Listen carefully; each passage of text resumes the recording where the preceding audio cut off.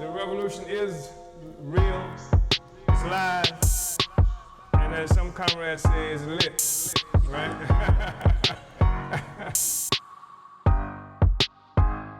Lit.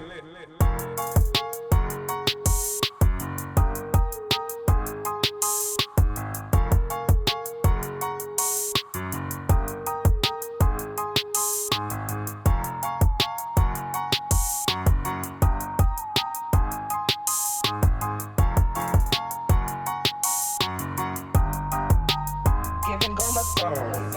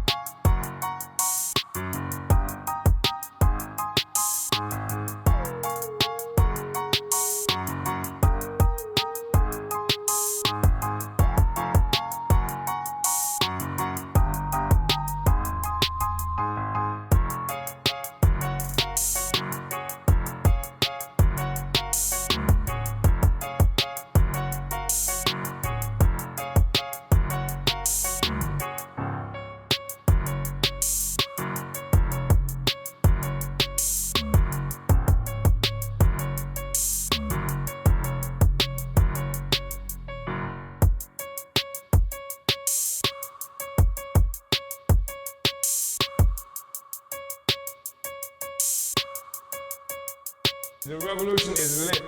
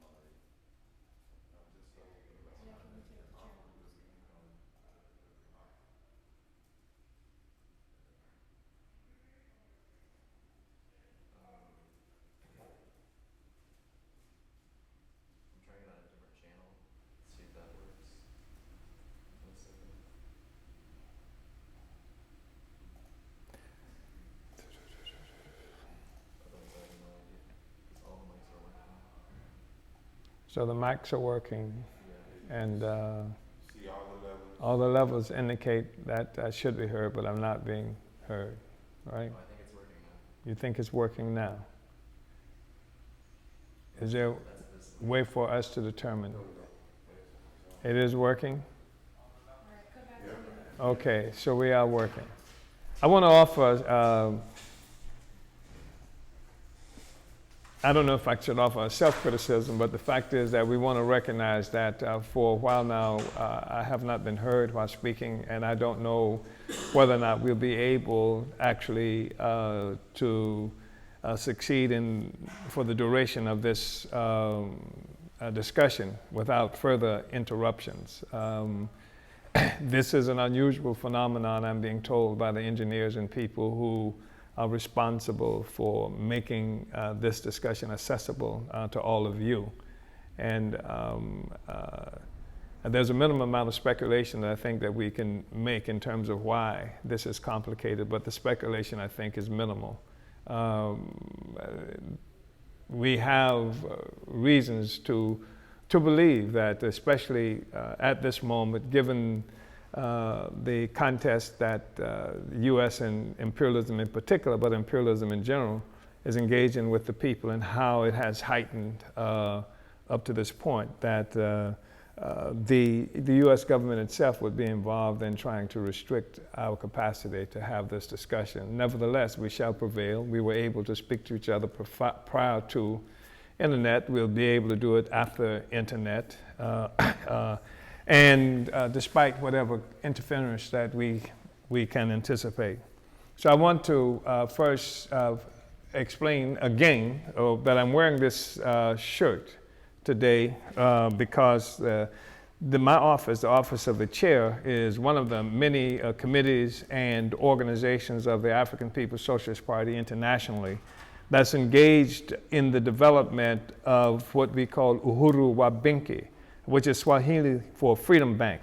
And it begins as a micro-lending project within our movement that where the bank is initially located, and one that we anticipate being able to expand beyond that and throughout the African world and elsewhere. So each of the different committees and organizations of the Uhuru Movement has a responsibility to raise money that would constitute the foundational resources, and that includes my office. And one of the things that my office has chosen to do to raise the resources that comes from the office is to sell this T-shirt.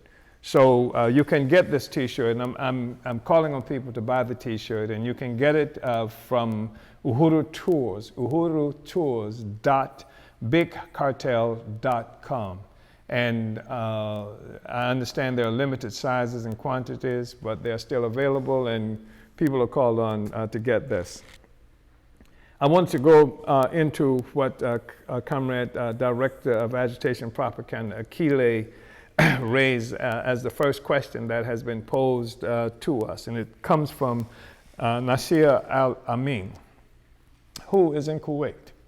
And I appreciate being able to take this on as the first question, partially because it is a question revolving around the issue of U.S. involvement in Iran and Iraq, especially as it relates to the targeted assassination of Qasem Soleimani, who was one of the most important forces in the Iranian government and a leader of the Iranian military, and who played a primary role in organizing to push back the Islamic State as it was pushing forward throughout the region that's characterized as a Levant. That included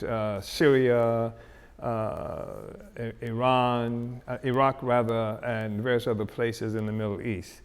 And Soleimani was the general that played a fundamental role in leading and developing militia forces, and also helping to develop the militia inside Iraq that played a major role in pushing back Islamic State. And I think it's important to say that in part because what the U.S. and other ruling class media of the world, imperialist media, are declaring that Soleimani created these militia. He is responsible for creating this organization of murderers and things like that. But the militia that was created was one that was acknowledged and appreciated by the United States government because they became a part of the Iraqi defense forces, the Iraqi government that again played a fundamental role in pushing back the Islamic State, and something that the United States itself was involved in trying to do. So the US government initiated a targeted assassination. And assassinations by the United States government is not unusual. They murder people all around the world all the time. But the fact is that this is one of the few times that they've actually acknowledged that they were involved in an assassination. And this has been rather disappointing to some U.S. pundits, some people who are part of the United States government to acknowledge that it was a targeted assassination creates some consternation. The fact is the United States has been making war against Iran for a very long time, but not only the United States, other Western imperialist countries, as they are called. So I wanted to say some things about that. First of all, I'm looking at Saturday's, well, it's the weekend Wall Street Journal for Saturday and today. And they give what they characterize as a brief history of rising tensions. This is a statement from the Wall Street Journal. And what they give us is May 18, 2018, the United States pulls out of an international nuclear deal and reimposes sanctions on Iran. April 22, 2019, the U.S. cancels waivers for Iran's remaining oil customers, further curbing the country's oil revenues. In other words, the United States, after having placed sanctions on Iran, prohibited other countries from being able to trade with Iran. And so it gave waivers temporarily to some customers, and then so that they could trade. And then on April 22nd, 2019, about 11 months after the U.S. pulled out of the nuclear deal and reimposes the sanctions, the U.S. canceled the waivers, again further curbing the country's oil revenues. On June 20th, 2019, Iran shoots down a U.S. drone, which it says was on a spy mission. The U.S. says the drone was in international airspace. On July 28, 2019, the U.S. shoots down an Iranian drone it says was flying too close to a U.S. warship. September 14, 2019, strikes on Saudi oil facilities briefly knock out about 50% of the country's oil production. The U.S. blames Iran.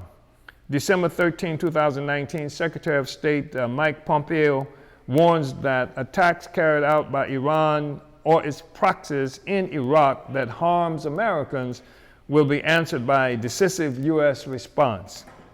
December 27th, 2019, rockets are fired at an Iraqi base, killing an American contractor.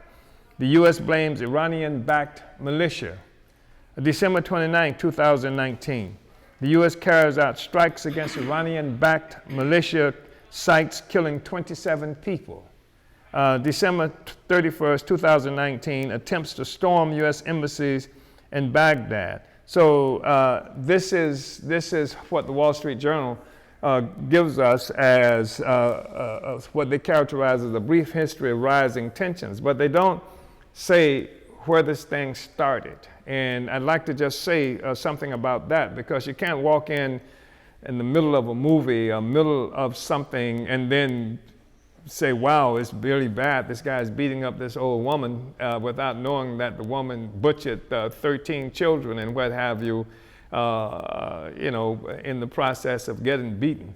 So that's sort of like what they're trying to do with simply giving this history. The fact is that in 1953, the United States government overthrew the government of Iran. The Iranian government, the Iranian people had elected a man named Mohammad Mossadegh as their president, and the United States government wanting to break up the monopoly that the Anglo-Iranian oil company had in getting Iranian oil, that is to say the British. The United States wanted to break up that monopoly and bring in U.S. corporations, overthrew the government of Mossadegh. And they overthrew the government of Mossadegh along with British intelligence organizations. And the British were involved in this because Mossadegh wanted to nationalize the oil, Iranian oil, so that the Iranian people would have the benefit of their own resources. I think at the time, Iran was only getting 16% of its own, the value of its own oil. And so Mossadegh wanted to change that, and the United States wanted, again, to break up the monopoly that British corporations had on that oil. And so they cooperated and initiated a coup that overthrew Mohammad Mossadegh. And when they overthrew Mohammad Mossadegh, they brought in, they elevated to power Shah Pahlavi, who was supposed to be some kind of royalty and what have you. And through him, they began to exercise not only control of Iran, through their embassy, they controlled Iran and exercised U.S. influence throughout the region. And this is really important to the United States, not only because of the oil that was in Iran, but also because maybe a third of all the petroleum resources that are moved from that area have to pass through the Persian Gulf and what they call the Hormuz Straits. And that's right there where Iran is located, and Iran has a strategic capacity to block that. Should it ever desire to do so, it could block that entire process. So it has a profound significance, strategic significance to the United States. So they put this bloody Shah in power, and the Shah exercised a vicious rule over the people in Iran, but it was also served as a military outpost for U.S. imperialism, a strategically significant military outpost. I mentioned the Persian Gulf and Hormuz, the Strait of Hormuz, but also it was important as a kind of military anchor in that region, and also as it related to parts of northern Africa.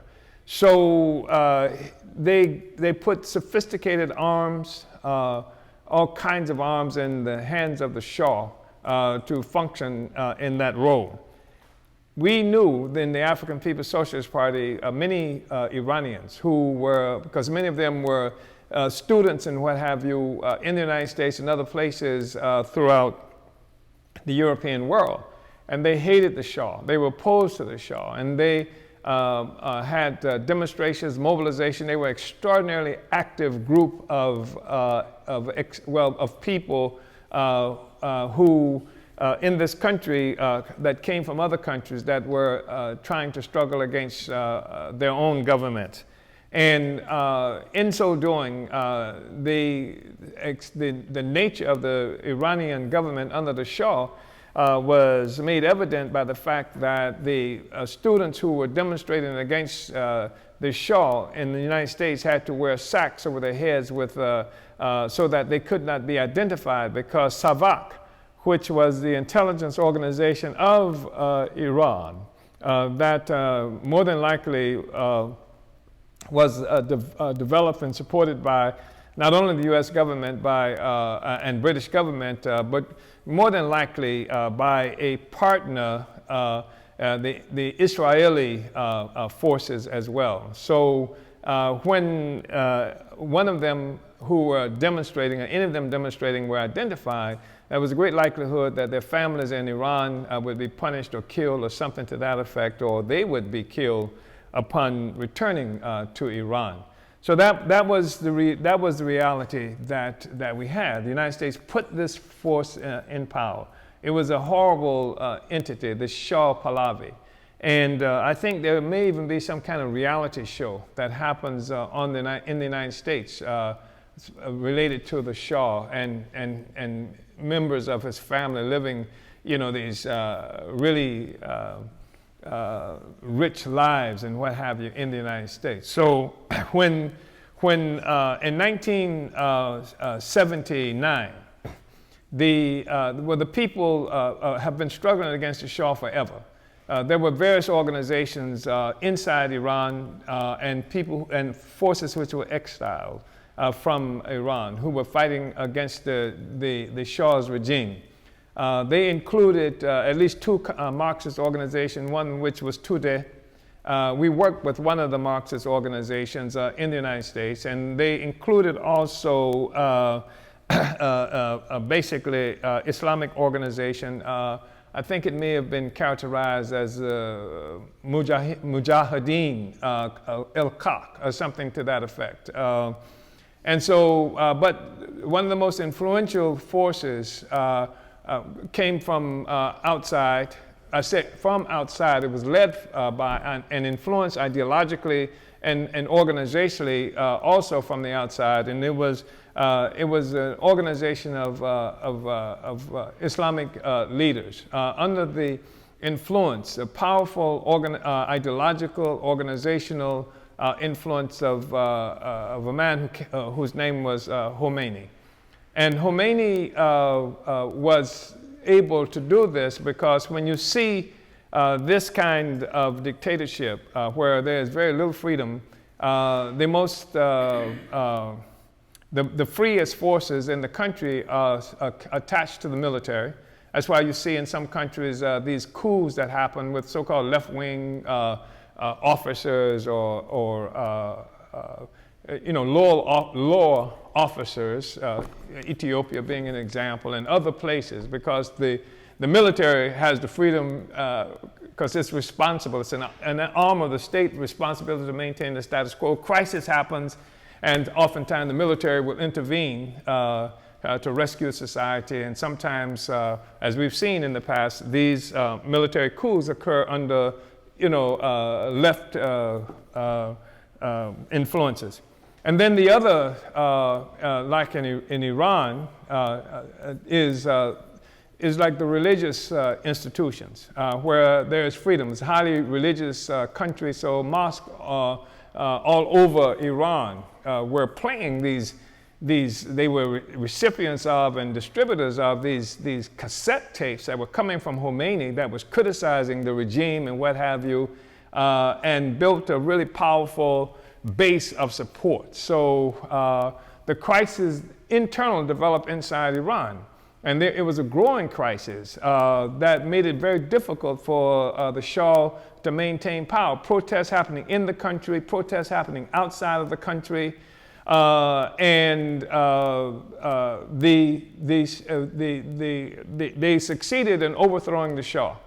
And Ayatollah Khomeini was able to come from exile and form the government that would be in power subsequent to kicking out the Shah, which meant kicking out the US, which meant that Iranians have possession of all these sophisticated arms that the United States had put there for controlling the Iranians and other people in that region. So now they have possession of these arms, and they are strongly anti-imperialist, strongly anti-Americans, because the Americans imposed the Shah on them in part. This is the basis of the contest that we see heating up right now. British was involved in it, US involved in it, Democrats, Republicans involved in it, and what we see with the US targeted assassination of Suleiman, it's not a Trump thing. The fact is the United States government has been making war against Iran all this time, and the tactics have changed and been defined by what force was in power at the moment.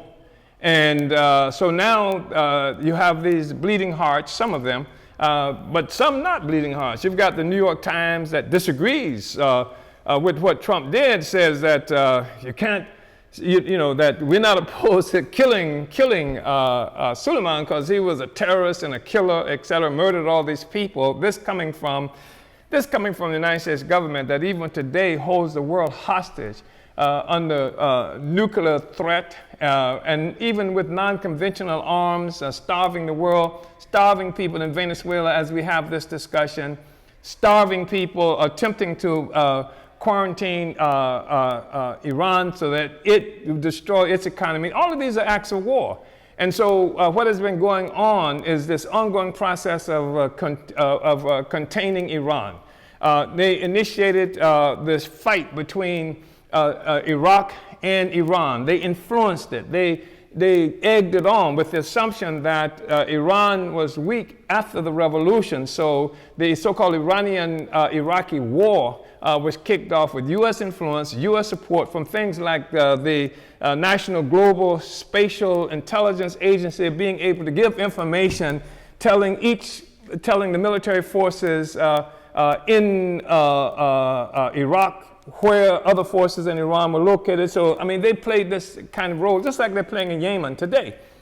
So, some 800,000 people, if I'm not mistaken, died in this confrontation that was egged on by the U.S. with the assumption that they'd be able to destroy Iran. But they couldn't because of the revolutionary fervor that was there. They thought that it would be weak because Shah's military and all these other forces, leaders were gone, but they still had the revolutionary fervor, this anti-imperialist fervor that they fought Saddam to a standstill. And after losing many people. So what happens is the United States didn't care who won, actually, because it did not want a strong Iraq either. And Iraq was getting stronger. It was trying to industrialize the country and things like that, which was problematic because if Iraq has industrial capacity, it means that it can use its own oil, as opposed to shipping it off to imperialist forces and things like that. And also, it becomes a power in the Middle East, the Persian Gulf, just as Iran would become a power there, and the U.S. wanted to be a hegemon. It wanted to share no power with anything else. It was going to dominate that region like it intends to dominate the rest of the world. And so what we see is that this has been this ongoing war. What has happened that has been on the radar more or less, Iranian scientists have been kidnapped by the United States government. Iranian installations have been bombed. The Iranian systems have been under attack by computer viruses. Stuxnet, I think it was called, to delay or interrupt or make it impossible for Iran to develop a nuclear capacity of its own. Again, the U.S. intends to be the world hegemon and to determine who can and cannot have whatever kinds of resources. So this war has been a raging war all along. But the thing is that the United States initiated this war in Iran against Iraq, by the way, in 2003, if I'm not mistaken. The invasion occurred, but Iraq is a majority Shia country. The United States actually inflamed and created and inflamed tensions between Sunni and Shia Muslims there, because the majority of people in power in Iraq were Sunni Muslims, and the United States played on a sector of the Shia Muslim community, and that was invited the United States to come into Iraq, and so this war began. They attacked Iraq. They killed, they captured and murdered the leader of Iraq, lynched him more or less, gave it a legal covering, and so this has been a war that's been going on for a while, and they have not succeeded in crushing Iran, crushing the Iranian Revolution. They've initiated economic sanctions to prevent people from buying. They try to create crisis in Iran so that the people in Iran would turn against the government. and give them, and they tried at the same time they were doing stuff like creating these problems in Syria and other places. They tried to do the same in Iran by this false internal opposition, having demonstrations that they want to announce are now being crushed by this unjust government. They tried to do it with Iran so they could create a Syrian-type situation, but Iran crushed it right away, and they were unsuccessful in doing what they did in Syria. So this has been the story. This has been the ongoing story. And what I would mention to you is it's just a part of the a reflection of the reality that the whole of imperialism rests upon a base of colonialism. Extraction of value, wealth as a parasite on the body of humanity. It's not a Trump question, it's a U.S. question. The only disagreement that happens inside the United States leading forces about this is tactical question, strategical question, has nothing to do with whether or not the United States should continue to dominate Iran. They intend to do that forever. And our position has to be in opposition to anything that the United States government is doing there. Support of the Iranian people, support of the Iranian government as it relates to the struggle with the United States and the other imperialist forces, and recognizing that the success of the Iranian government disrupts the imperial project, the imperialist project. And I just want to say that as early as 1899, a white man in England who was the bard of imperialism, his name was Rudyard Kipling, he wrote a poem as the United States was engaged in the so-called Spanish-American War, where the U.S., Spain, through the United States, creating a false flag incident that justified attacking Spain, and they attacked Spain, and then they took from Spain some of its colonial possessions. That included Puerto Rico, Cuba, Guam, the Philippines, etc., and fought these wars against the people in the Philippines. In 1899, this guy, Rudyard Kipling, wrote this poem called The White Man's Burden. And it was an ode to imperialism. And it called on the United States in this war that it was making against the people in the Philippines to assume the burden of the white man, to dominate and civilize and raise up the poor people of the world, despite the fact that they're not going to like it. And it's not going to be something that it's going to be a thankless burden. That you have assumed, a thankless responsibility. The people who you're rescuing from themselves, from ignorance, from a lack of civilization, are going to hate you and things like that, but it's your responsibility to take up the white man's burden. And I'm saying this is 1899, and the white world recognized the U.S. as the new upcoming hegemon. Kipling wrote this in the face of a diminishing British Empire and other imperialist forces in Europe, and then saw the ball being handed to the United States. Theodore Roosevelt, who at the time was the president, said it was a bad poem, but it makes the point, more or less. And I should mention to you that the 1953 coup that was carried out in Iran by the United States government was presided over by an intelligence operative whose name was Kermit Roosevelt, who was the grandson of Theodore Roosevelt, who many consider the father of U.S. imperialist inventions, but which may or may not be true, because the U.S. itself, of course, is an imperialist invention. You know, it's a settler colony. So anyway, I just wanted to say those things quickly about Iran and the assassination. That's not a Trump thing. It's an American thing. And the only difference is the disagreement. And you will see that if you read some of what's being said about that today. Everybody salutes the murder of Suleiman. All of the imperialist forces salute the fact that he's dead because he was ruthless, he was a killer. And this, in a world that's dominated by U.S. and what they call Western imperialism, that's responsible for death and destruction of peoples all around the world. This is how they have defined this, but this is the United States, and that's been making this war against Iran. It's intent on controlling the world, and he sees itself losing control of the world, and people like Suleiman are responsible for helping to affect that. Uhuru. Uhuru, Chairman, did you want to go over some of those comments? Let's do the comments, yeah. And then, yeah, we can go straight to the, yeah.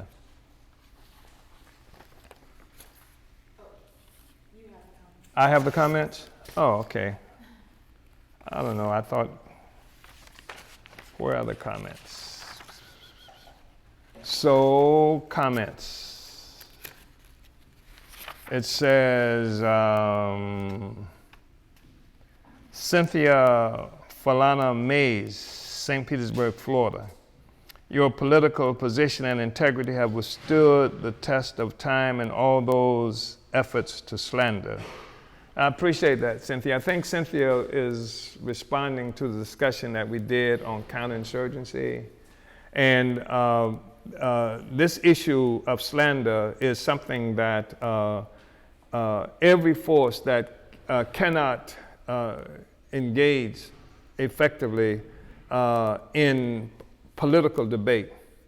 If someone is ideologically or politically weak and they cannot engage in an upright struggle around politics and theory and ideology, they resort to slander.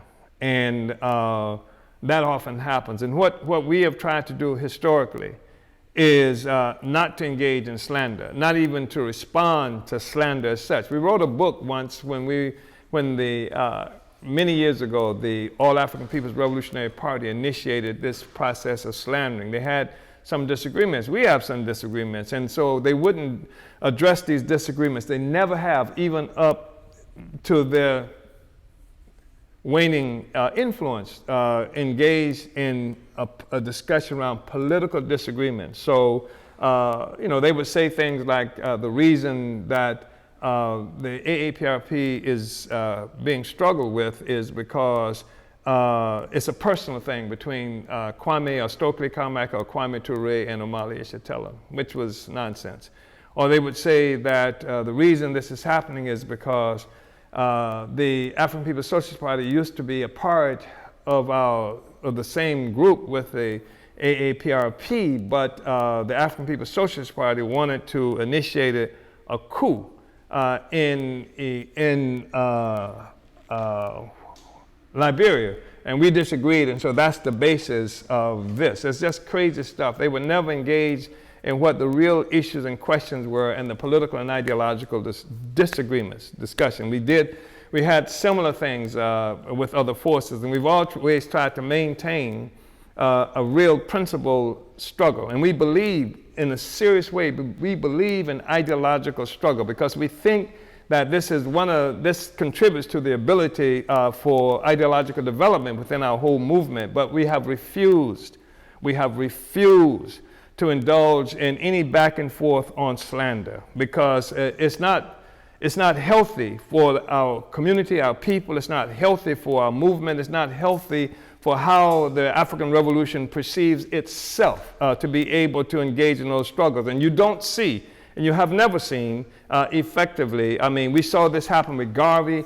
There was a force that was struggling with Garvey. They held up the Black Belt South theory as opposed to the African fundamentalist theory that Garvey held up. And so they claimed Garvey raped a 13-year-old white girl. Just all kinds of slanderous things. But you don't see this generally in other movements where slander is something that prevails or even tolerated, because that feeds, that creates a situation for all kinds of intervention by intelligence organizations, things like that. So we've avoided that, and we still avoid that. And I appreciate what Comrade Cynthia Falana Mays has said in terms of the stance that we've always tried to take. Uhuru. Uhuru. Yeah. And I could Go ahead. read some more of them. Okay, so Comrade Tafari Mugari in Occupied Azania says, the chairman has done it. The rest of us have the responsibility of taking this worldview to the people it's meant for, who might not be on Facebook or YouTube. I'll be doing that here in South Africa. Uhuru. And Morty from Richmond, Virginia, this is actually a question.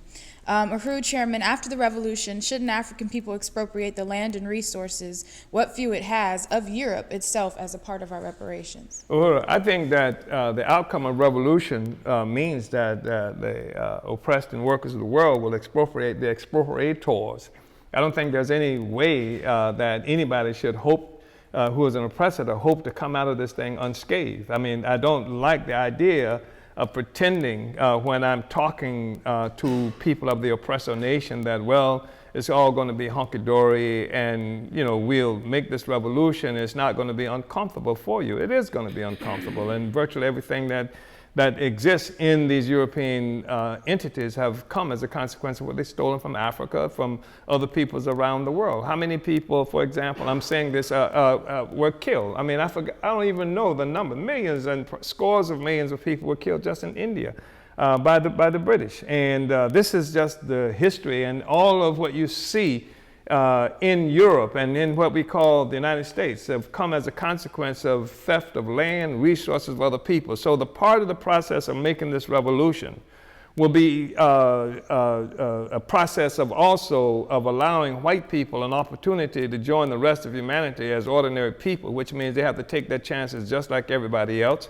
and that all the resources of the world will be repossessed. It's not going to be in the custody of white people or anything like that. And all of Europe, I mean, the African Revolution is not going to be able to play catch up. We're not going to make a revolution and then now we have taken possession of all this poverty.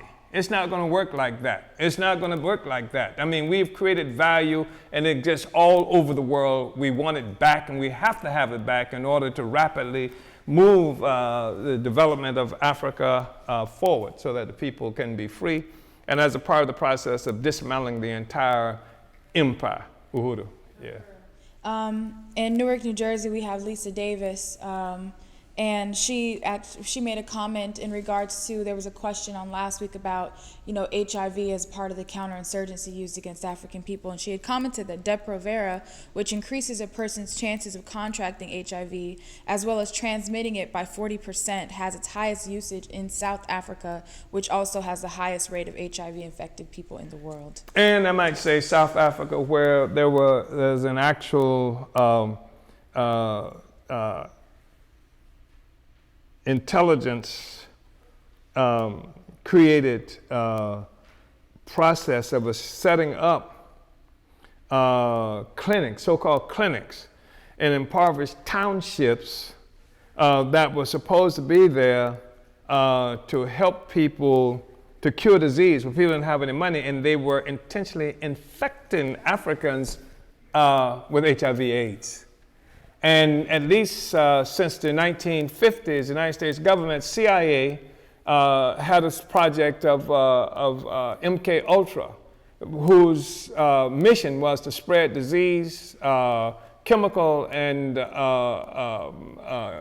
biological warfare. That's what it does. That's what it did. And people talk about the Tuskegee thing, but Tuskegee is just a minor blip that people are aware of. The fact is that the U.S. and the imperial powers, from their perspective, have a responsibility to maintain the white man's burden and control the world. And the world is what produces all the value that they have. And so, yeah, and that's what they have done. And so the HIV, there's no other rational explanation for how it emerged and where it emerged other than the intervention of intelligence organizations, imperialist intelligence organizations. And one other comment was from Vincent Dali, said, I thank our ancestors that we still have a powerful brother/soldier who was not afraid to tell the truth and face the wicked powers that be. Getting back into the questions, we have, going to mix it up a little bit. We had one from Comrade Tafari in occupied Azania, South Africa. He says, Uhuru Chairman, please speak on acquiring state power in Africa and how that solves all other contradictions. Well, I think that if we talk about acquiring state power, we have to mean that as the African working class, because there is an assumption of state power in 54 or 55, depending on who's counting, and what happened last week, so-called independent African states. Of course, they're not independent African states. And the struggle that we engaged in as African revolutionaries, as African internationalists, is to arm the African working class in every way, philosophically, politically, to wage this struggle to destroy all the borders that separate Africa from each other and from our resources, and to unite this struggle on the continent of Africa with the struggle of African people worldwide.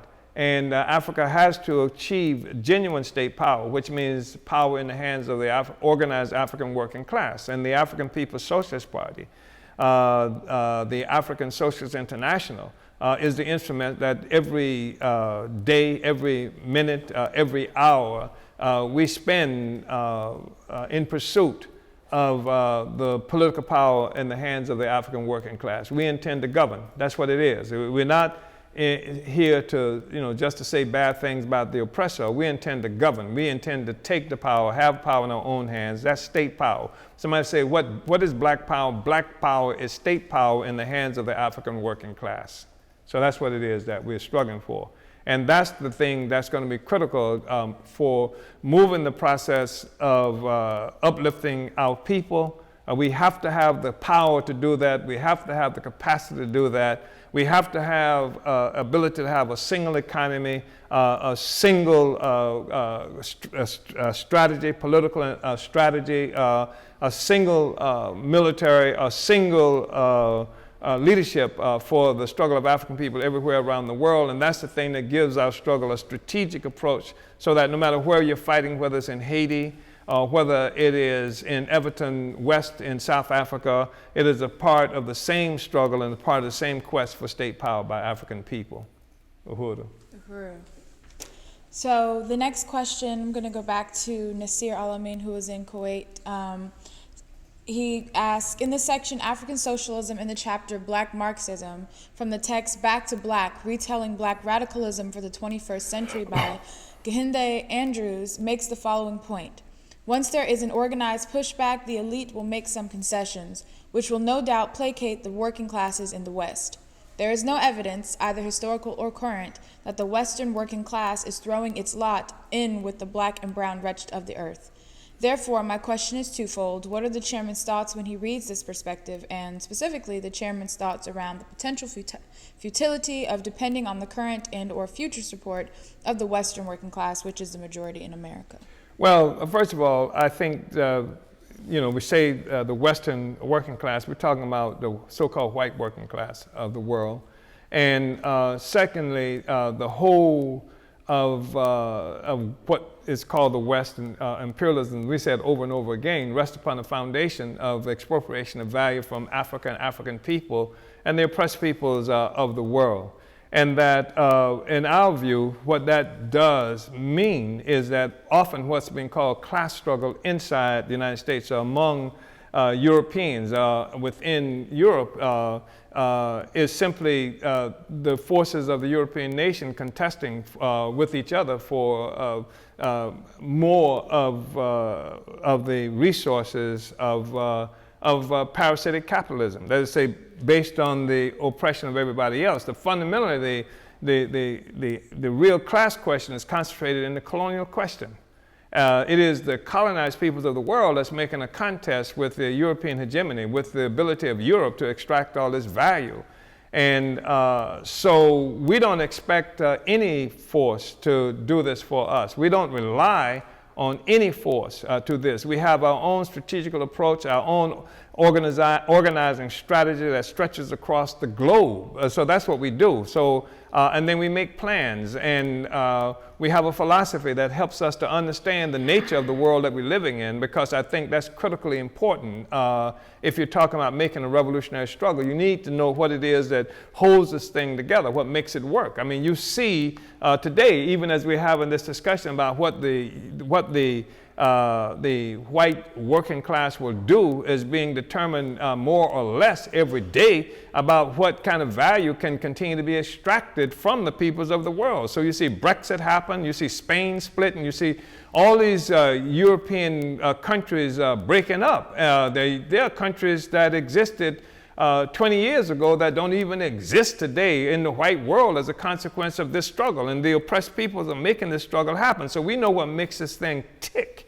And so we don't rely on anybody, but we do have a strategic approach that recognizes that the potential for allies. We don't fight around questions of racism or anything like that. We say the whole world is held together in this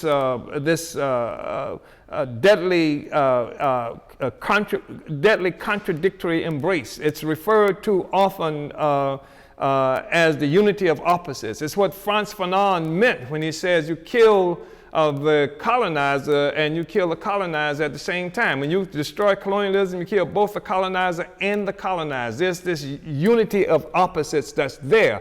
We recognize this unity of opposites. We know that the white world cannot exist it can't even exist, because the white world is an invention. The white world conceptually, ideologically, is an invention that comes as a consequence of Europe taking possession of the rest of the world. So the process of taking back our own lives is something that has a material impact on the lives of white people. So as we make this attack on the material conditions of white people, forcing white people to have to alter their thinking patterns which is based on the assumption of the permanent domination of white people and white power over the rest of us, it's not something that Europeans have had to do, have even considered for the last couple of centuries, until we see things happening like what they call the World Trade Center. We see, and I speak to this in particular because it challenged the whole notion of the invulnerability of white power, where Parisians sitting down at sidewalk cafes that are created as a consequence of what's stolen from Haiti and from the rest of West Africa and other places, and Vietnam and all these other places. Now it's becoming increasingly necessary, not because they wanted to think about it, but because the struggle of people who are being brought right there to the sidewalk cafes, being brought right there, affecting how they can understand the world. They didn't have to understand the world before. Now they have to understand the world, they have to get a grasp of it. And some people are doing that, and that's why they're moving toward Trumpism, because they think the world, they recognize there's this relationship between white affluence and the poverty and oppression of the rest of the people. Even the people who call themselves progressive recognize this. They just want a bigger share as the pie is shrinking.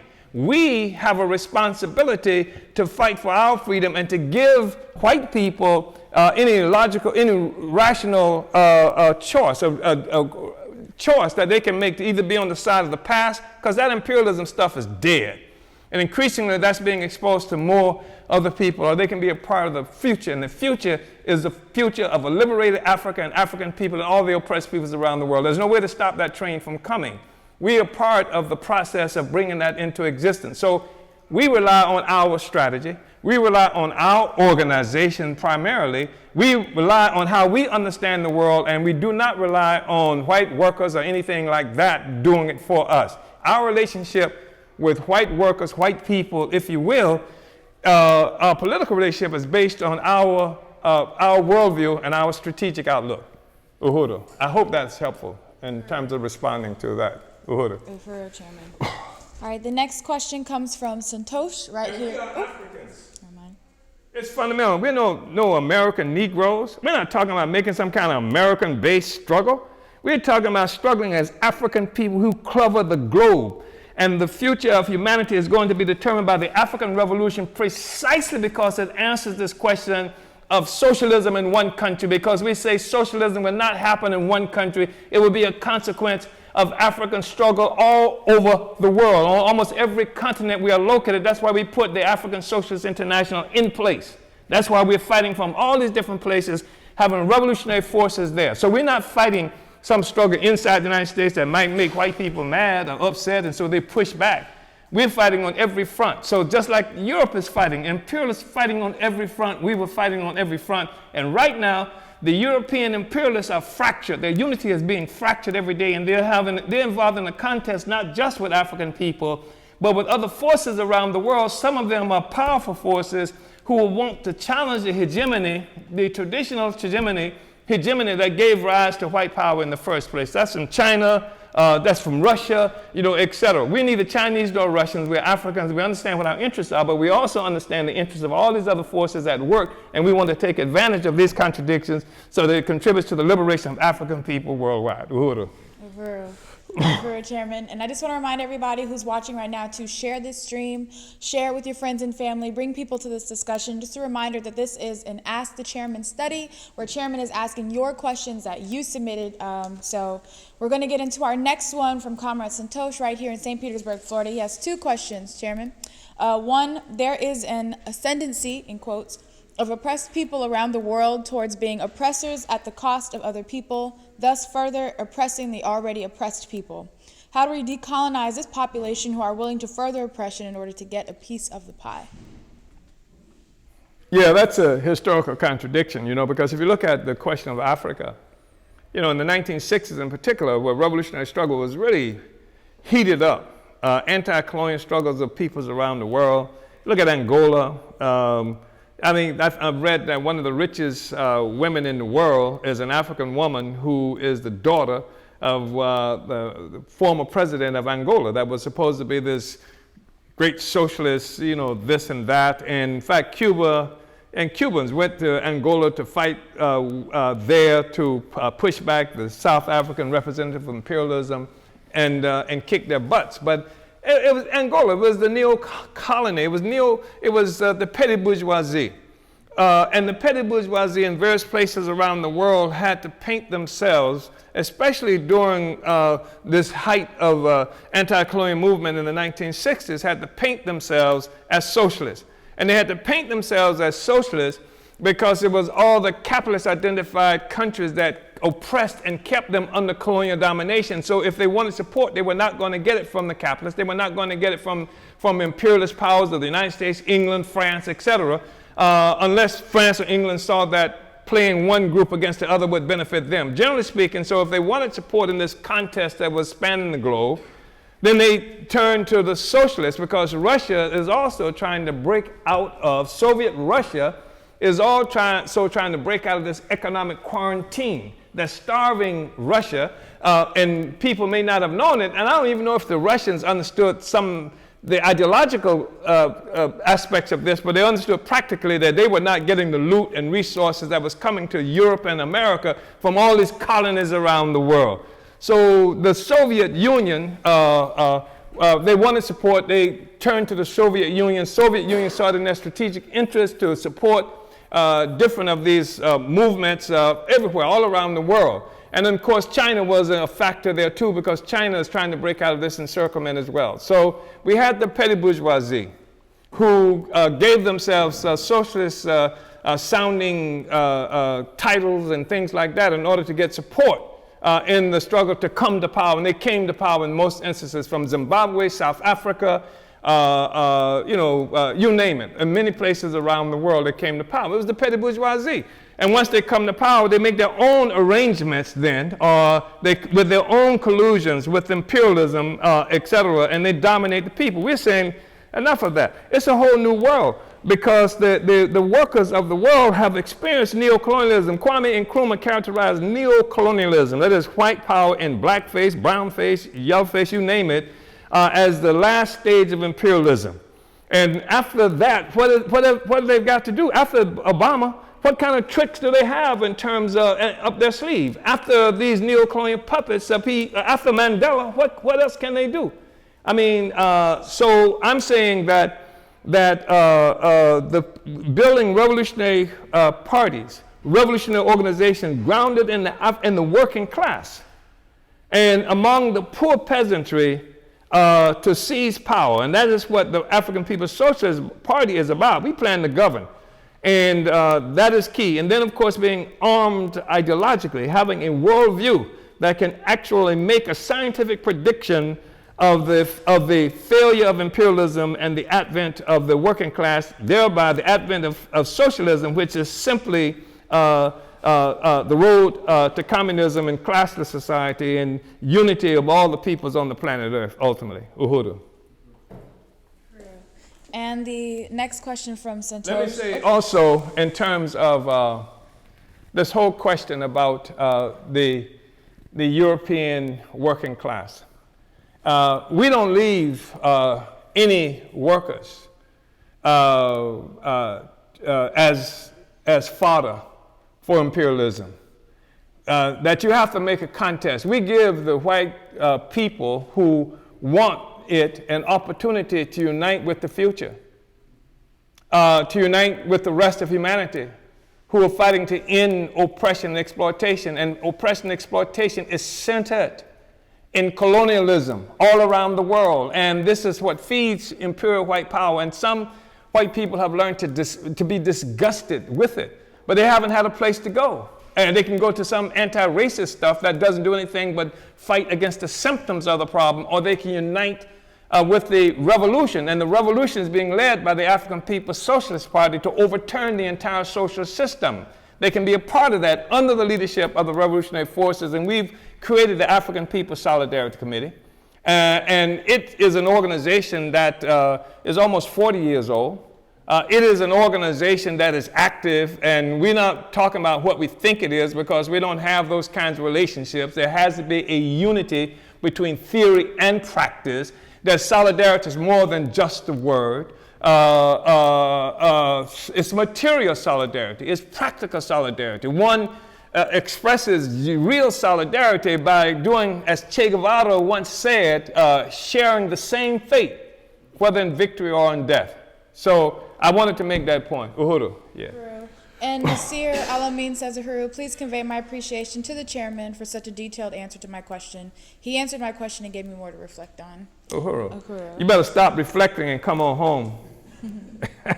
You better stop reflecting and come on home. Yeah. There must be a unity between theory and practice. Vanguard up, comrade. Uhuru. And the second question that comes from Comrade Santosh is based actually on the live that you did on Monday dealing with the revolution of IET.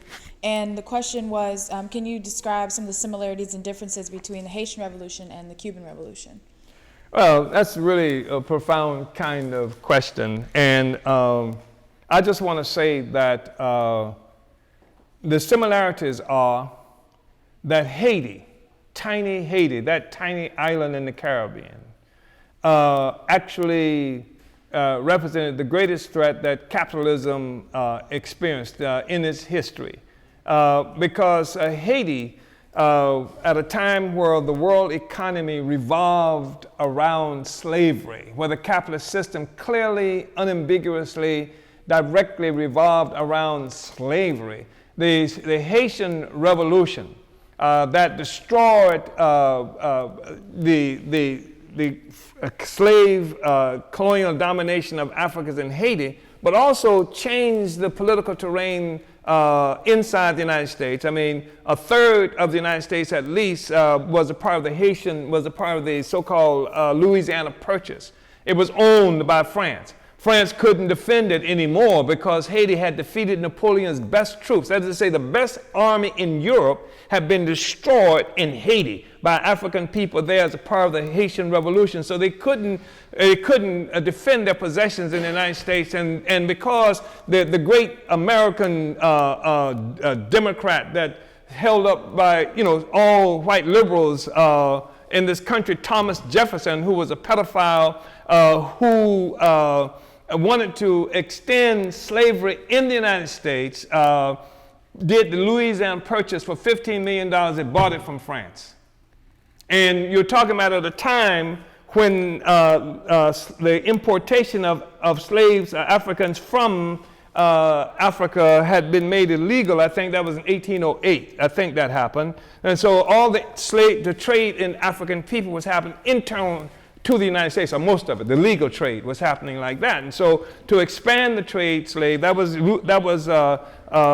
Jefferson's intent, part of it. And of course, this whole manifest destiny, control the damn world, starting with wherever they are located, played a role in that as well. So this was a fundamental thing. I mean, Haiti was critical because it made that revolution. It also made a declaration that any slave on earth, come to Haiti and you'll be free. And it inspired Africans all around the world and in the United States. Denmark Vesey's revolution attempt in this country was based on the assumption that they could get to Haiti and Haiti would be supporting this. When Mexico became independent, when Mexico elected its first African so-called Indio president, Guerrero, this president ended slavery and then tried to fund an expedition of Africans from Haiti to go to Cuba, to liberate the Africans who were enslaved there. So Haiti was a fundamental force. And then, of course, what happened was the first economic quarantine in the Western Hemisphere was initiated against the Haitian Revolution. Haiti was think about this. Haiti, just a few miles from the United States, where the center of the whole trade empire. Now Haiti has established a black republic, which defies every bit of slander that's being made against African people in terms of our ability to run our own affairs. Haiti has declared that nobody can own land in Haiti except black people. Then it declared that there were some people who were white who lived in Haiti, you could be black, and therefore you could own some land. And the United States, of course, did everything it could to wreak havoc there because of that, and because Haiti is slandered today. It cannot be allowed to succeed today precisely because what it means in terms of evidence of the efficacy of African people running our own affairs without the intervention of white power. So all of the imperialist white powers, including the United States, ganged up on Haiti, forced Haiti to pay reparations to France for stealing ourselves. So we had to pay Haiti and had to pay France reparations for liberating ourselves because France owned us. And all of the imperialist powers ganged up and they initiated a quarantine, economic quarantine, to starve Haiti, to force that. So Haiti paid reparations to France worth billions of dollars in today's money. And this is part of the disruption of the Haitian economy, the Haitian Revolution, etc. Haiti helped to fund we like to talk in Venezuela about the Bolivarian Revolution. Simon Bolivar, his efforts were funded and supported by Haitian forces at the time. So that was the significance of Haiti. And then, of course, we have Cuba. By the way, I should mention to you that one of the largest, most effective, the greatest, many of the huge quantity of Garveyites, the Garvey movement was extraordinarily influential in Cuba during the era of Garvey. So it contributed to the foundation of resistance and struggle in Cuba. And Cuba, of course, made this magnificent revolution, became a real problem for the U.S. imperialism too, because here it is right off the shores of the United States from their perspective, not only free, not only demonstrating that the workers can control their own country, that socialism, communism, given an opportunity, might work. It was something that could not be allowed to succeed because of the example that it set. And so the U.S. has done everything it could to destroy the Cuban Revolution, to destroy the ability to be happy, because it's an example that would be inspirational to people around the world. And Cuba, like Haiti, took revolutionary struggle beyond Cuba. And, with Che Guevara, who died in Bolivia, where the United States government just initiated a coup to rid itself of the president that's there. So Cuba was really fundamental and continues to be something that's upheld, and they would like to do everything they can, and they often do work to slander Cuba to make it something that's hated not only by ordinary white people of colonizers, but also by oppressed people ourselves, are taught to hate Cuba. Oppressed people are taught to hate, Africans are taught to hate Haiti. It becomes an embarrassment and what have you. But I love Haiti. And when I listen to people like Lenin, I hear of so-called communists in Europe who would name themselves like the Spartacus League in Germany, or the Spartacus League, that was the ultra-left Trotskyist formation in the United States. And I appreciate Spartacus, because Spartacus, as you know, was one of the led slave rebellions against the Roman Empire years and years ago, but they failed. But Dessalines did not fail.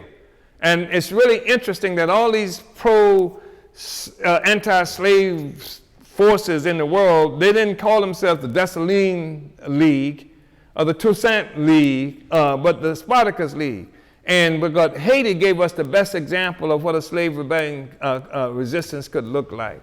And so I just think that's extremely important for all of us to understand that Haiti, I think in Haiti, you'll find concentrated all of the lessons, most of the lessons of the African Revolution and of revolution in general. And I love Dessalines, who, because as Toussaint was able and willing to have some kind of united relationship with France, etc., and even French persons in Haiti, and where he was tricked onto a boat to negotiate, and the French simply took him, that boat, and took him to France and starved him and froze him to death in some prison there. Dessalines refused that kind of relationship, and his stance was kill everybody, destroy everything, because if you don't destroy it, they'll come back, and they have the power, they have the influence, they have all of this capacity, they will come back. And his slogan was coup peut-être, boule kai, cut heads and burn houses. And that's what more or less what Leninists say about achieving state power. You can't assume the same state apparatus that the bourgeoisie or the slave masters had. You got to destroy it and put something else in its place. And of course, the imperialists would not allow that to happen in Haiti, and Africans were not well enough organized and not free enough in other places to be able to make the Haitian Revolution an all-African revolution. Uhuru. Thank you, Chairman. The next question is coming from Omar Lewis. We don't know where that person viewed from. Kuwait. Oh, okay. It's getting crowded in Kuwait. Yes.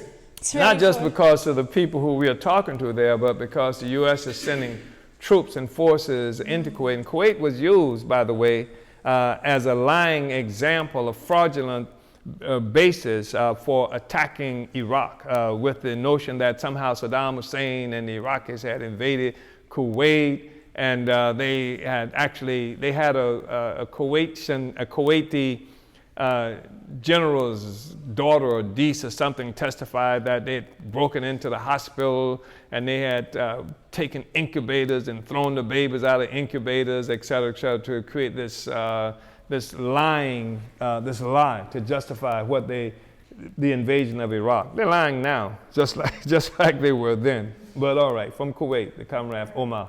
Yes, says, thank you, sir, for your time. In regard to voting for candidates, do you think that much of our problem involves that we sometimes forget that our vote should be an exchange that the candidate gives us for voting for him/her, as opposed to simply giving them a vote out of tradition? I ask because 90% of us vote for Democrats, but rarely do we push them to create a black agenda. Well, the truth of the matter is that Africans vote, especially in presidential election, not because somebody's going to give us something, but fear of the person who we are voting against. We're voting against the person we're most fearful of. But I think the biggest problem is not that we don't demand something in return for the vote. Our biggest problem is that we rely on the system itself for a solution to our problem. The system itself, even the process of voting, and we participate in the electoral process, but we recognize that the electoral process is simply a nonviolent contest between different sectors of the ruling class for control of the state, for control of the ability to send military forces to Iran or Iraq, or for the ability to send police into African communities who would kill us in order to maintain colonial domination there, for ability to maintain this whole status quo. So when we look at elections as a solution to the problem, that's the problem. The problem is that we have to organize to take power despite what the elections try to do in terms of diffusing the struggle that we're involved in. And we have to fight to take power, even if we use the electoral process as a means of delegitimating the election itself as a solution to the problem of African people. So yeah, it's good if you demand something from somebody. And yes, the Democrats take us for advantage. They take us for granted today, just like the Republicans took us for granted when we were Republicans, because the Republican was the party of Marshall Lincoln. Which is simply another example of why we have to have our own independent capacity. Democrats, Republican, the same thing. It's the same imperialist system. It's Democrats and Republicans played role in killing Lumumba, invading and controlling Iran. It's not been a Republican or a Democrat. It's American imperialism itself. That's what has to go. And they're not going to put that on the ballot. They're not going to put that on the ballot.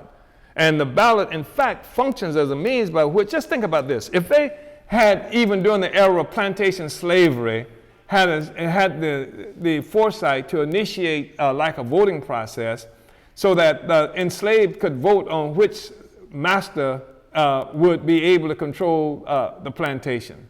So this master would control the plantation, and you only have to work 14 hours a day, as compared to this one who controls the plantation, makes you work from can't see to can't see. And, so you end up voting this and that, etc. You're still on the damn plantation. You're still oppressed. The thing is that the plantation system has to be destroyed, and the slave master has to be killed. We have to get rid of all of that in order for the people to be free. There's no other way, Omar. I wish I could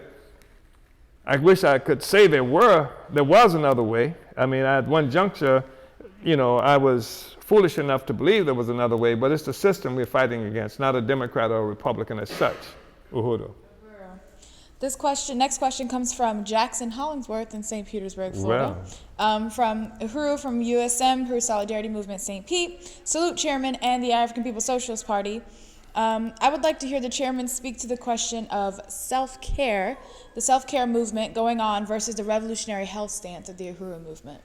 Well, this self-care thing seems to be sort of a petty bourgeois, thing. I don't know if that's like everybody goes to the spa.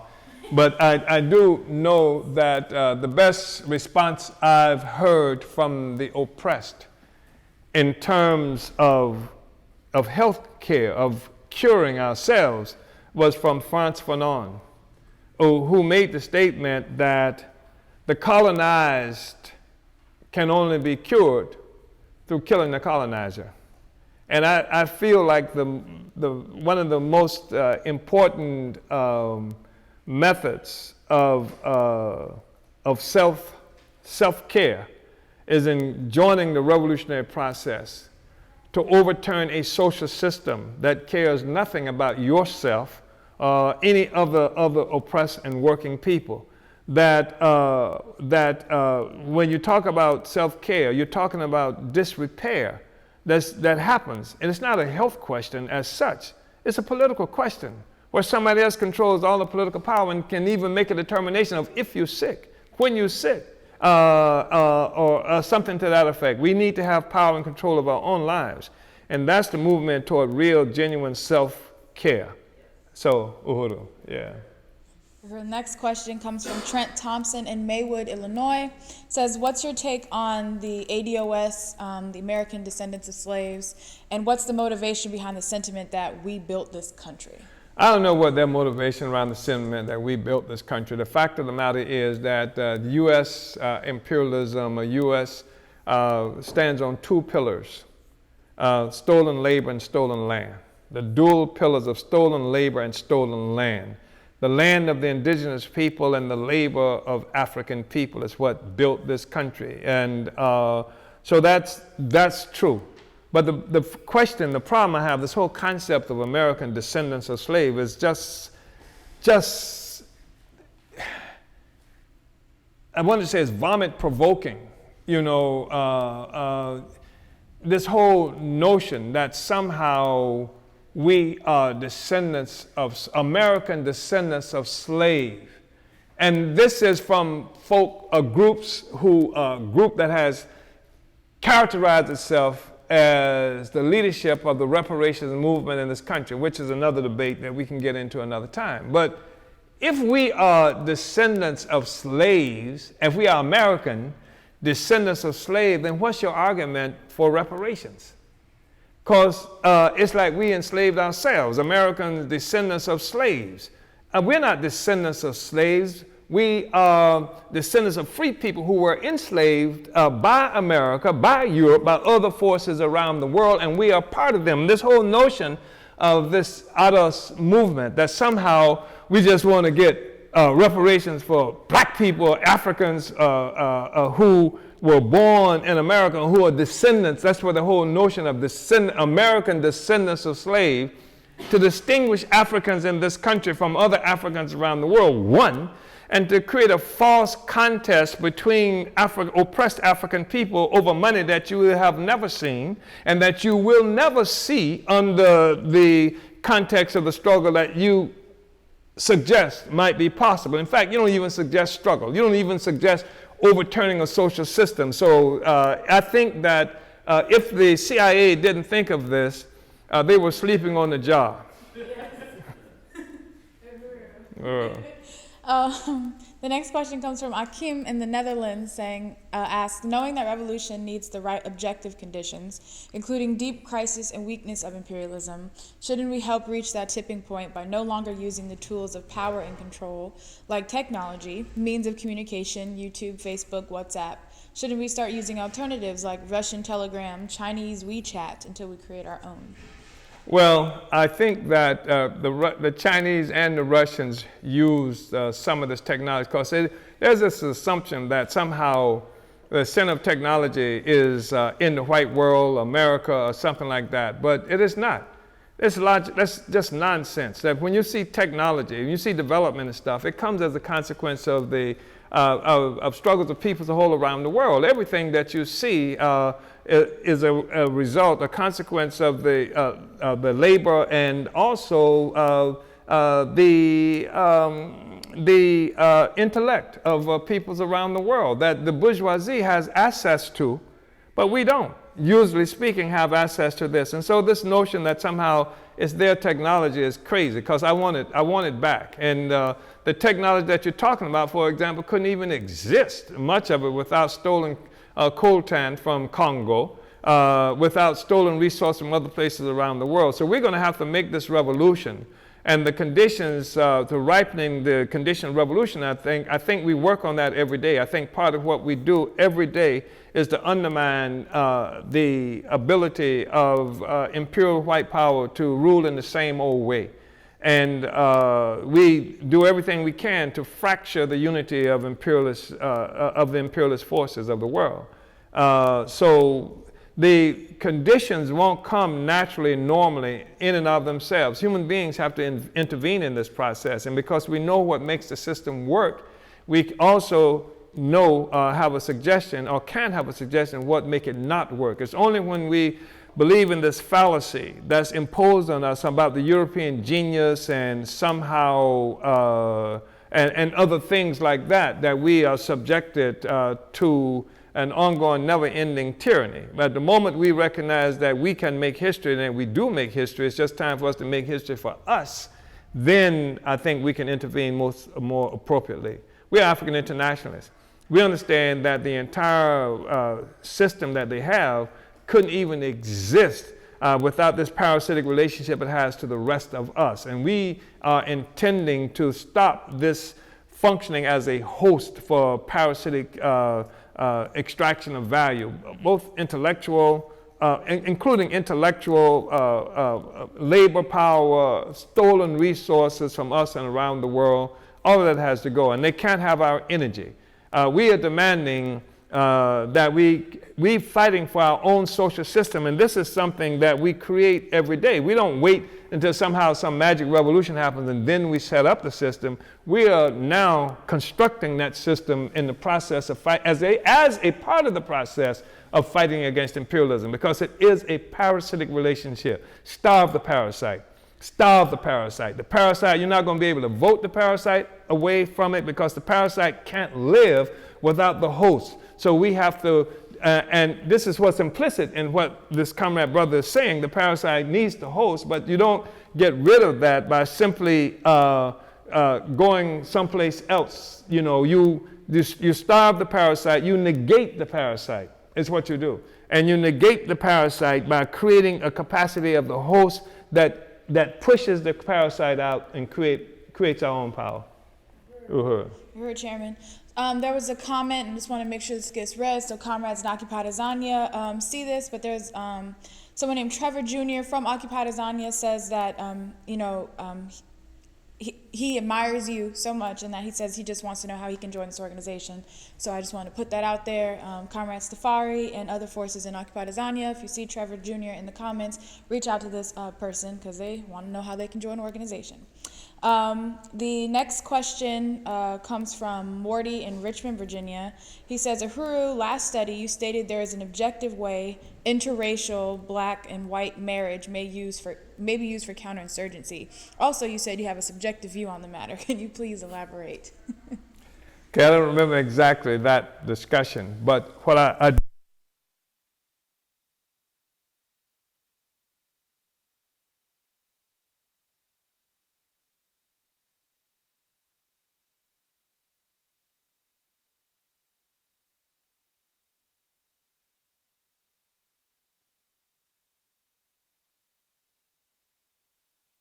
something that you'd like to do, despite the implications that it has for everything else and for what it is that you assume your goals to be.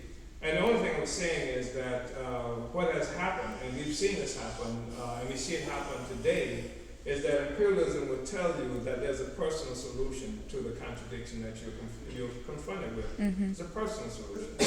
And the personal solution is often seen because the issue is defined often as one of racism and hatred between groups of people, as opposed to the nature of the social system itself. Then one can be convinced that you are solving the problem by dealing with your own individual issues and preferences. So that's the basis often or certainly that's the excuse often for what is characterized as interracial relationships and marriages.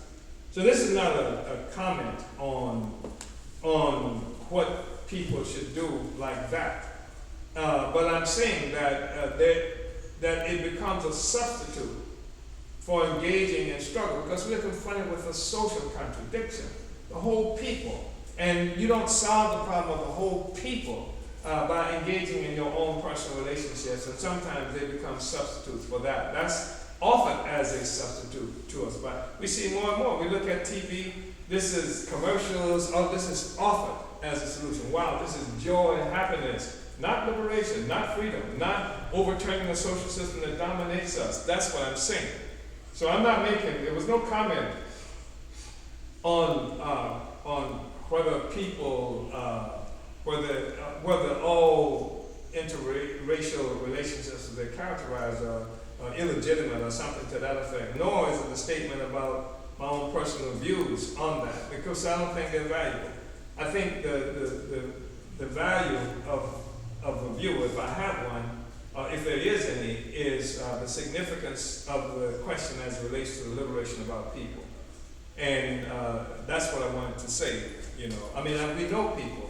I don't like the politic that, I don't like racial politics. I don't like the politic that says that Obama did what he did because he had a white mama. I don't like the politic that, you know, I mean, Mobutu had a black mama. And and Papa Doc Duvalier had a black mama. And all of that. So you can't say that's the basis of why They do stuff. I don't like, that kind of politics. We're not race nationalists as such.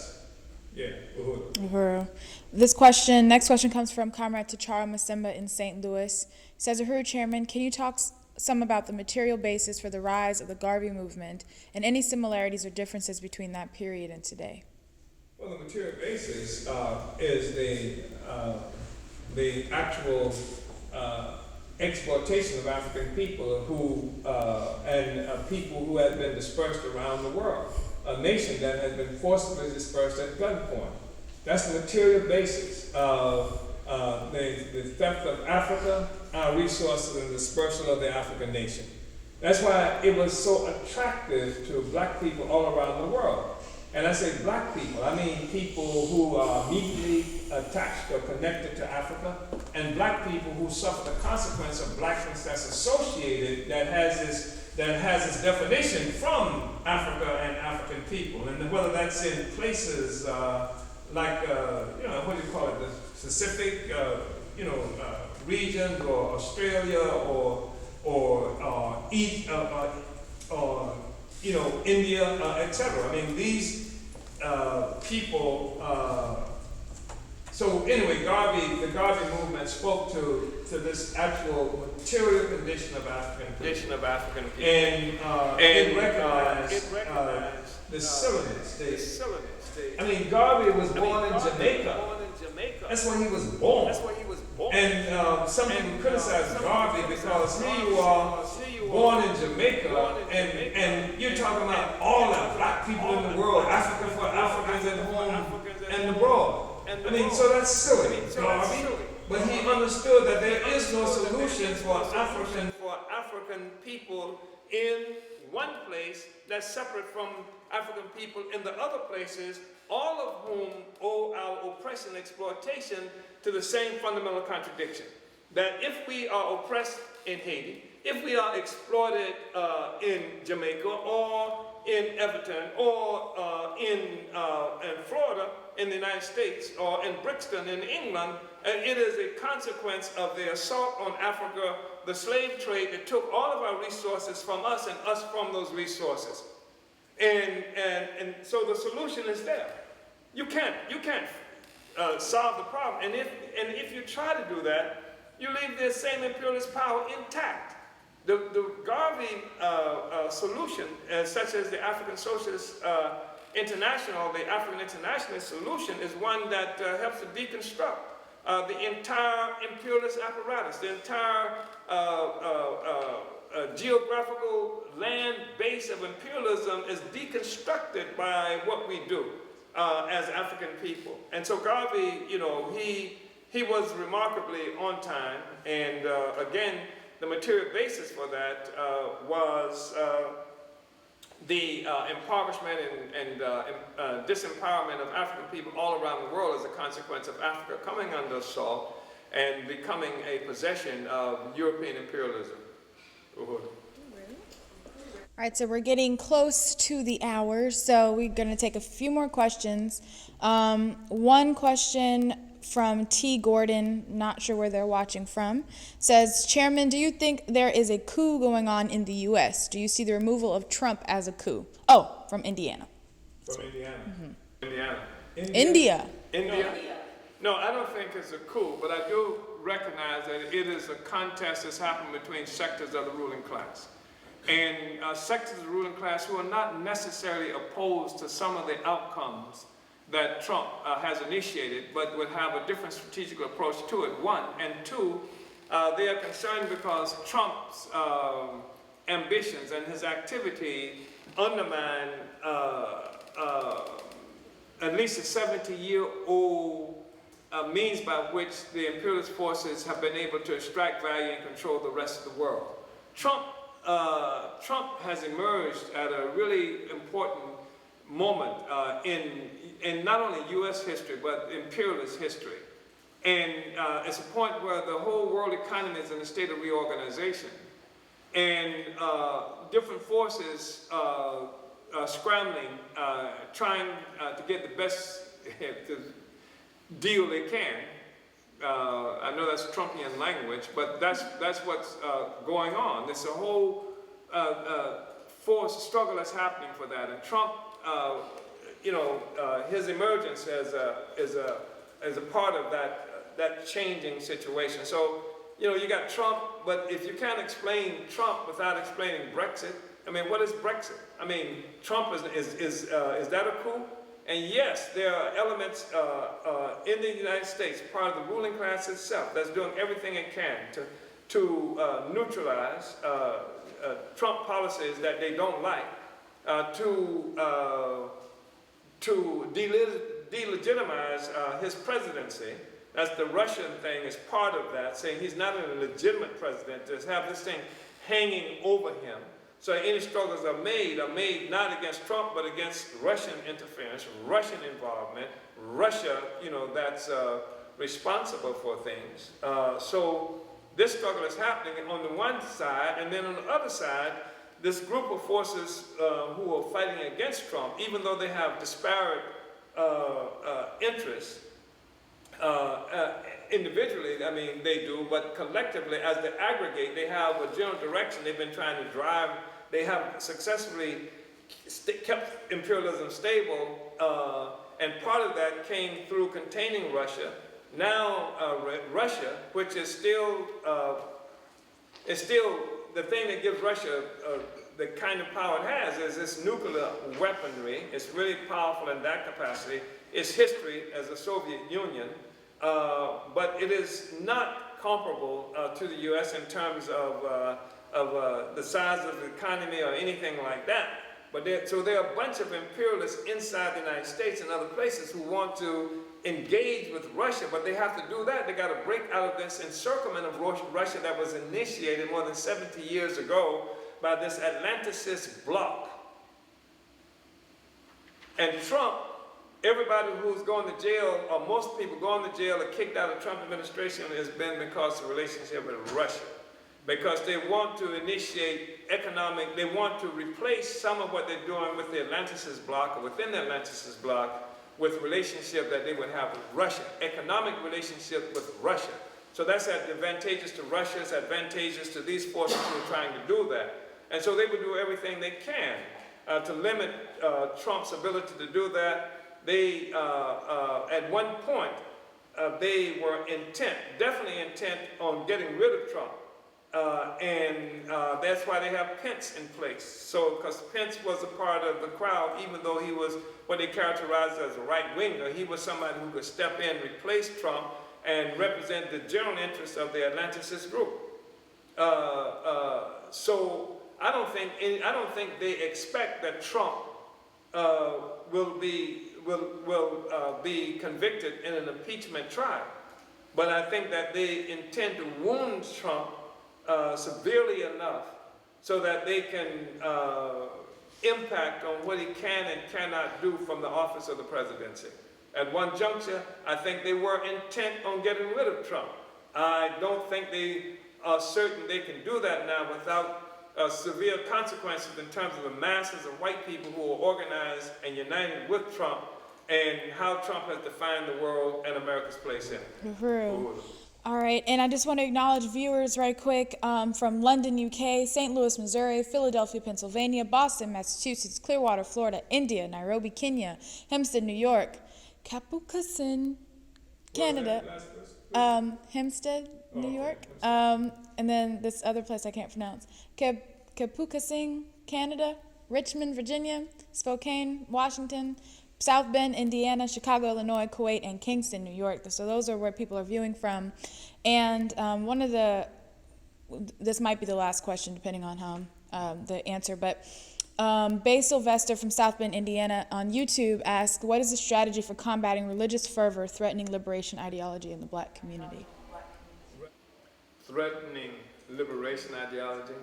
That's always a threat. I mean, idealism versus materialism is always a question. You say religious fervor, you don't say which religion that you're talking about. In most instances, people who are concerned about religious fervor are concerned about things like Christianity, and we know that how we got to be Christians, and sometimes they might even include Islam. sometimes they won't substitute what they characterize as real African religion, but the fact is superstition and idealism, we are convinced, is not the way forward. That all of them, that African and humans have to be liberated from all of that, and recognize that we have the capacity to define and control our destiny ourselves, and idealism, religion, superstition intervenes in that process. So yeah, we've got the imperialists who will use religion, people who flaming devout Christians and what have you are all uniting around Trump, killing people all around the world. In fact, the chaplains in the U.S. military, I don't know if they do it today, used to bless the bombs before they go out and kill people and things like that. You know, so yeah, the religion. The thing about religion that's been important to us is it has been introduced in our societies as a means of attacking and destroying belief systems that existed before they came in. So they bring in these different belief systems. It's Christianity, but it's a belief system that attacks the belief system that kept the people united in their own group, their own block, prior to that kind of intervention. That's the problem that we've had to deal with. And, you know, historically, you know, the thing that when white man came, we had the land, he had the Bible, and we closed our eyes to pray, and we woke up, and he had the land, and we had the Bible, and that's about what it is. So they use a belief system, they attack, and African Internationalism is a belief system. And we have a belief system, and it's based on materialism, it's historical materialism. That's what informs us, you know, etc. So we're going And it's our responsibility to spread that belief system. Listen, communism used to be a really powerful influence in the whole world. It didn't matter if one was a communist or not. It was a powerful influence in the whole world. And much of the struggles for liberation around the world appear to be informed by communist aspirations, or they characterize in that fashion. Then with the collapse of the Soviet Union and the movement toward the capitalist road of seizing power in China, then the whole communism lost its how do you characterize it? Its sense of significance. And many people, it didn't see communism as that significant. It wasn't the binding thing of the oppressed. And one of the largest groups of oppressed people can be identified as Muslims, Islam. You know, and much of part of the history of Islam surrounds the Crusades, the Christian Crusades that came and assaulted what we now know as the Middle East and the so-called Holy War, looking for the Holy Grail that I don't think they ever found, but they found a lot of loot. And this is what characterized the relationship between Muslims and Europe in particular in the whole world. And so many people see themselves fighting that same battle of the Crusades, especially if they are ideologically influenced by religion, by Islam. But the Crusades was a battle that was simply fought under religious flags. You know, it was a war, a looting expedition fought under religious flag, and a response to that was a religious response. Islam versus the Christian infidels, etc. And so you see emerging in the world this block of forces, billions strong, who see themselves as engaged in the struggle against the infidel, against the U.S. These are poor people. Most of them are poor people. And so Islam has captured the imagination and the energy of a lot of poor and oppressed peoples around the world. And so they are movements. There are movements that's informed by Islam, whether they call themselves the Islamic State, Al-Qaeda, whether they call themselves by existing state entities, Iran, etc. We are African internationalists. That's the philosophy that informs what it is that we do. And you can cut a Muslim over here And a response will come 1,000 miles away from a Muslim who experienced that because they are committed, they're connected ideologically. The same thing has to happen with African people. We are African internationalists. Touch one, touch all. And that has to be the philosophy that's born of a scientific explanation of the world. Uhuru. Yeah. Well, we are down to the almost to the hour, and I just wanted to offer or open it up for any closing remarks that you might have before we close out the study today. Well, I just want to say that I appreciate people participating in this study, and the reason we do this defies the logic of the internet generation. I mean, it's not just coming together to talk about things. And it's important to say that because we're doing this because our objective is to make a revolution, is to liberate our people. And Nasir, it is, that's what it is that we're about. And we want, our objective is to win as many Africans as possible to the African People's Socialist Party, whether here or in South Africa, occupied Tanzania, as the comrade you just spoke of, and to build a revolutionary movement that unites Africans and oppressed people around the world on a common objective, as destroying oppression, building a whole different world, to giving us the ability to have a long view that can logically make the assumption that we can have a world, that we can construct a world that we don't have slaves and slave masters, bosses and workers anymore. A world that is not defined by national oppression and class exploitation. That's possible. That's what we're doing. And what makes it real is what we do. It's not just an idea, it's what we do. So I just want to say that's why we do this. That's why we engage in this discussion. That's why we harass you early in the morning and in some places earlier than others to come and participate in this discussion. And on February 1st through the 3rd, the African People's Socialist Party is having our first plenary stemming from our 7th Congress. And, you know, we're calling on people to come participate in that. We're going to be summing up. We're going to be seeing how what we put forth in that 7th Congress, how it's unfolding. What can we do better to make it happen?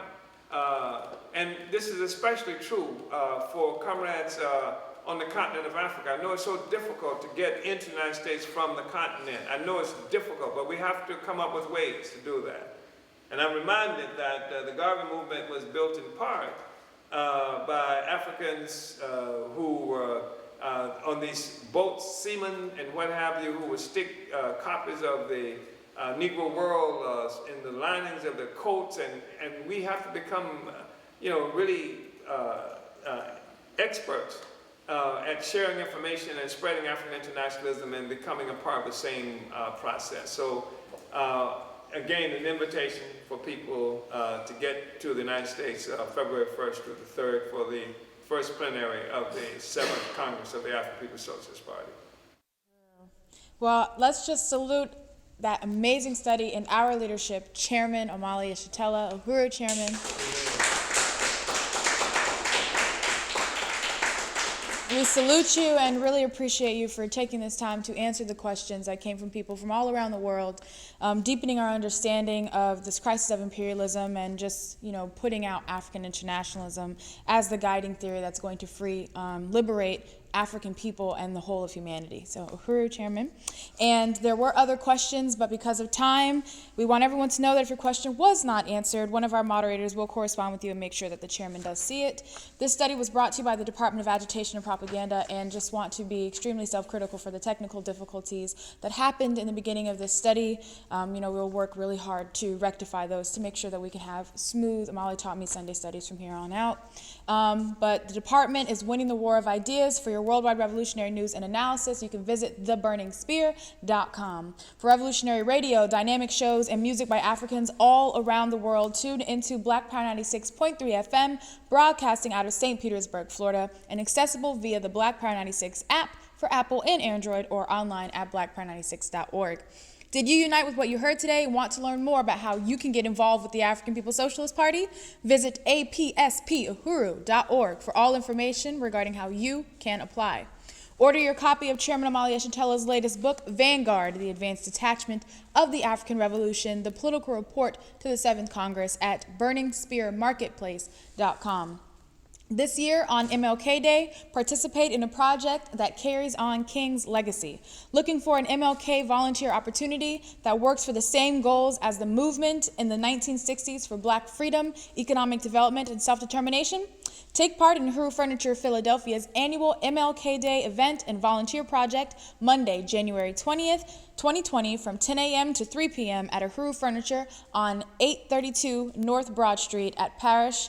The program will start off with historic films and speakers on MLK, Malcolm X, and the struggle the African community led in the 50s and 60s, African drums featuring Karen Smith, an update on the work of the African People's Agitation and Defense Fund's Black Power Blueprint, and more.